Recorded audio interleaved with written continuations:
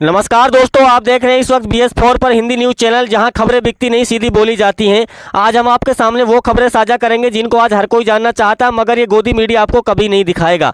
अगर आप हक और सच के साथ खबरें सुनना चाहते हैं और आप चाहते हैं कि हमारे फ़ोन पर सीधी ऐसी खबरें मिलती रहें जिनको आप उससे लेना देना सीधे तौर से हो सकता है, इसीलिए आप इस वीडियो को लाइक करके चैनल को भी सब्सक्राइब जरूर कर देना, क्योंकि खबरों के साथ साथ वो सरकारी योजनाओं की जानकारी हम आपको देंगे जिनमें बदलाव और अपडेट हर रोजाना सरकार की तरफ से होते रहते हैं। चलिए अब शुरुआत करते हैं आज की पहली और बड़ी खबर से।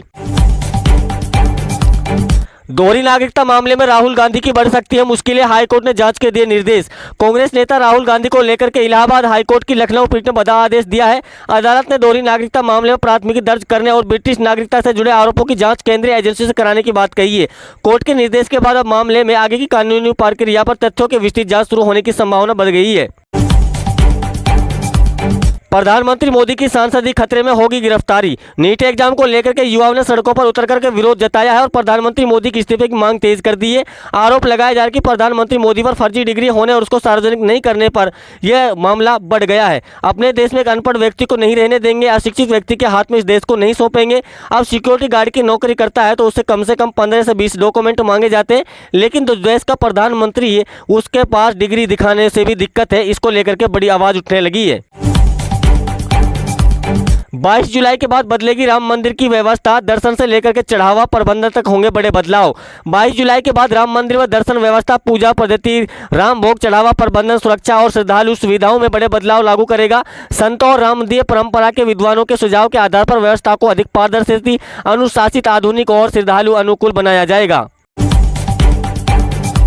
मिडल ईस्ट में तनाव के बाद प्रधानमंत्री मोदी के लिए एक नई मुसीबत खड़ी हो गई है। वो कहावत है ना कि अब दोस्त दोस्त न रहा, क्योंकि प्रधानमंत्री मोदी के लिए डोनाल्ड ट्रंप बगावत पर उतर आए हैं और इस बार प्रधानमंत्री मोदी के लिए उन्होंने साफ अल्फाजों में कह दिया कि अगर मैं चाहूँ तो प्रधानमंत्री मोदी का पॉलिटिकल कैरियर बर्बाद कर सकता हूँ, मेरे पास ऐसे कुछ पुख्ता सबूत है। इस बयान के बाद भारत की राजनीति में भी गर्माहट होने लगी है।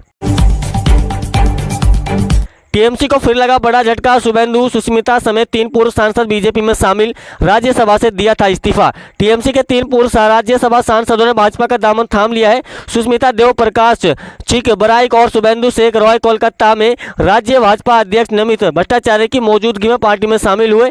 भट्टाचार्य ने उनका स्वागत किया। प्रधानमंत्री पर विवादित टिप्पणी को लेकर के मल्लिकार्जुन खड़गे की मुश्किलें लगातार बढ़ रही हैं। भाजपा ने दर्ज कराई शिकायत। मंगलवार को चेन्नई में एक प्रेस के दौरान भाजपा विशेष रूप प्रधानमंत्री मोदी पर निशाना साधा था। इस दौरान खड़गे ने सारी मर्यादाओं को पार कर दिया। उन्होंने अलोकतांत्रिक शब्दों के जरिए राजनीतिक बयानबाजी की, जिसका विरोध शुरू हो गया। यहाँ तक कि कांग्रेस अध्यक्ष के लिए कानूनी मुश्किलें भी खड़ी हो गई हैं। अब अवैध घुसपैठियों पर होगा एक्शन, अमित शाह करेंगे हाई लेवल मीटिंग, बनेगा चक्रव्यूह। अमित शाह की हाई लेवल मीटिंग, अवैध घुसपैठियों पर मोदी सरकार बड़े एक्शन की तैयारी में है। केंद्रीय गृह मंत्री अमित शाह 9 जुलाई को होने वाली बैठक में बड़े फैसले लिए, जिसमें सीमावर्ती जिलों के पुलिस अधीक्षक और पुलिस महानिदेशक को भी बुलाया गया। राम मंदिर चढ़ावा चोरी, रिमांड में मिले नए सुराग, आरोपियों के घर पर नकदी, सोने के गहने और कार बरामद। राम मंदिर चढ़ावा चोरी मामले में पुलिस रिमांड के दौरान आरोपियों के घर से नकदी, सोने के गहने और अनुकल्प मिश्रा की कार बरामद हुई। पुलिस ने परिजनों से पूछताछ कर संपत्ति और लेन देन की जांच तेज कर दी है। कौशलपुरी मकान और मिल्कीपुर रोड की जमीन भी जांच के दायरे में है। अभिजीत दीपक ने लगाया अकाउंट हैक करने का आरोप। कॉकरोच जनता पार्टी के फाउंडर अभिजीत दीपक ने बड़ा दावा करते हुए कहा कि उनके सोशल मीडिया और पर्सनल अकाउंट को निशाना बनाया जा रहा है। उन्होंने आरोप लगाया कि वेबसाइट पर भी हमला किया गया और उन्हें लगातार धमकियां मिल रही हैं। मामले को लेकर के साइबर जांच की मांग उठ रही है। अभिजीत दीपक ने कहा कि मेरी जान को भी खतरा है, लगातार उनको नए नए नंबरों से धमकियां मिल रही हैं। बंगाल में घुसपैठियों पर बड़ा एक्शन, हर जिले में बनेंगे होल्डिंग सेंटर। पश्चिम बंगाल में अवैध घुसपैठ के मुद्दे पर सरकार ने बड़ा कदम उठाया है। राज्य के हर जिले में होल्डिंग सेंटर बनाए जाने की तैयारी में जुट गई है। इस फैसले के बाद राजनीतिक माहौल भी गर्मा गया है। सरकार का कहना है कि सुरक्षा व्यवस्था को मजबूत करने, अवैध गतिविधियों पर रोक लगाने के लिए कार्रवाई जरूरी है। सोफे से नई जंतर मंत्र आई है। सीजेपी का 20 जुलाई को संसद मार्च का ऐलान, सोनम वांगचुक करेंगे अगुवाई विपक्ष के साथ। भूख हड़ताल के कारण सोनम वांगचुक के वजन करीब 7 किलो गिर गया है। वांगचुक ने सोशल मीडिया प्लेटफॉर्म एक्स पर लोगों से भावुक अपील करते हुए कहा कि अगर आप सच में मदद करना चाहते हैं तो आरामदायक सोफे से संदेश भेजने की बजाय 20 जुलाई को दिल्ली के जंतर मंत्र आइए, हम सब मिलकर संसद की तरफ शांतिपूर्ण मार्च करेंगे। अमित शाह लाना चाहते हैं एनआरसी, अवैसी का बड़ा दावा। असदुद्दीन अवैसी का कहना है कि देश में एनआरसी लागू करने की तैयारी में भाजपा चल रही है। हैदराबाद में सांसद ने कहा कि गृह मंत्रालय ने हाई लेवल कमीशन बनाया है। सुप्रीम कोर्ट के रिटायर्ड जज को भी बुलाया गया कि जहां जहां डेमोग्राफी में बदलाव हुआ है, जहां जहां अचानक आबादी बन गई है, वहां कमीशन उनको देखेगा। अवैसी ने दावा किया कि अमित शाह की ओर से ये मीटिंग बुलाई गई थी। उसमें कहा गया कि एसआई में जो 6 करोड़ नाम बाहर किए गए हैं उनसे भी चेक कराया जाएगा। राहुल गांधी के बयान पर भड़की बीजेपी का है देश में अराजकता फैलाने की बड़ी साजिश रच रहे हैं। केंद्रीय मंत्री पीयूष गोयल ने कांग्रेस सांसद राहुल गांधी पर निशाना साधते हुए एक्स पर लिखा है कि राहुल गांधी का बयान कांग्रेस और सभी विपक्षी दलों को भारत को स्थिर करने का सपना देख रहे हैं। उन्होंने कहा है कि एक बड़ी साजिश रच रही है और इशारा करता है कि कोई साधारण बयान नहीं बल्कि देश में अराजकता फैलाने की एक साजिश है। नीट के बाद नेट परीक्षा पर गंभीर सवाल, मोदी सरकार से जवाबदेही और कार्रवाई की उठी मांग। कांग्रेस के पूर्व अध्यक्ष राहुल गांधी ने यूजीसी नीट परीक्षा में कथित अनियमितताओं को लेकर के बुधवार को केंद्र सरकार पर निशाना साधा और आरोप लगाया कि नीट यूजी के बाद अब इस परीक्षा को लेकर के गंभीर सवाल उठे हैं। लेकिन मोदी सरकार सो रही है क्योंकि लाखों छात्रों की वर्षों की मेहनत उनके लिए कोई मायने नहीं रखती। कोकरोच जनता पार्टी के खिलाफ जनहित याचिका, सीजेआई बोले मुद्दे को भावनात्मक तरीके से बिल्कुल भी ना लें। सुप्रीम कोर्ट में एक वकील ने जनहित याचिका दायर करके कोकरोच जनता पार्टी का मान सम्मान बढ़ाया और मामले की जल्द सुनवाई की मांग की। हालांकि सीजेआई सूर्यकांत ने वकील के मामले को भावनात्मक तरीके से ना लेने की सलाह दी है। उन्होंने कहा कि उचित समय आने पर मामले की आगे की सुनवाई की जाएगी। यह राजनीति नहीं, युवाओं की नाराजगी की आवाज़। कोकरोच जनता पार्टी पर बीजेपी के सहयोगी टीडीपी का बड़ा हमला।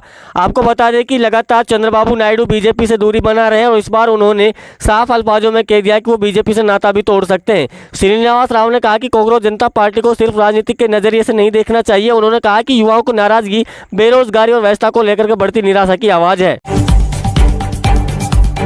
महंगाई पर राहुल गांधी और पप्पू यादव का केंद्र पर बड़ा हमला। पेट्रोल डीजल की बढ़ती कीमतों को लेकर विपक्षी नेताओं ने केंद्र सरकार को घेरना शुरू कर दिया है।